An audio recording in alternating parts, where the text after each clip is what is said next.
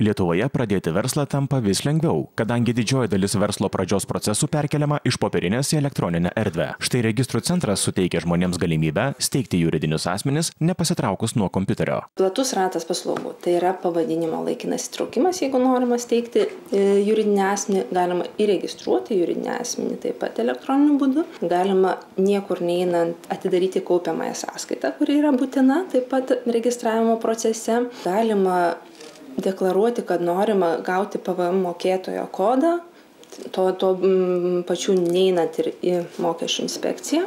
Visą tai įregistruoti juridinių asmenų registre. Įregistravus juridinį asmenį vėliau galima keisti jo duomenis, pavyzdžiui, vadovą, įstatus, buveinę. Anksčiau verslas pranešimus galėjo skelbti tik spaudoje. Dabar registrų centras suteikia galimybę tai daryti elektroninėje erdvėje. Šios paslaugos tikrai yra pavyzdys, kaip galime lietuviai puikiai tvarkytis ir Europoje, ir pasaulyje, nes Pasaulio banko daromas Doing Business indeksas parodė, kad pagal verslo įsisteigimo paprastumą Lietuvoje yra 8 vietoje pasaulyje ir 1 vietoje visoje Europos Sąjungoje. Tai būtent yra registrų centro teikiamų elektroninių paslaugų nuopelnas. Registrų centro paslaugomis naudojasi vis daugiau žmonių. Štai net 70% naujų įmonių įsteigiama internetu. Taip sutaupomas ne tik laikas, bet ir pinigai, kadangi steigiant įmonę elektroniniu būdu nereikia eiti pas notarą.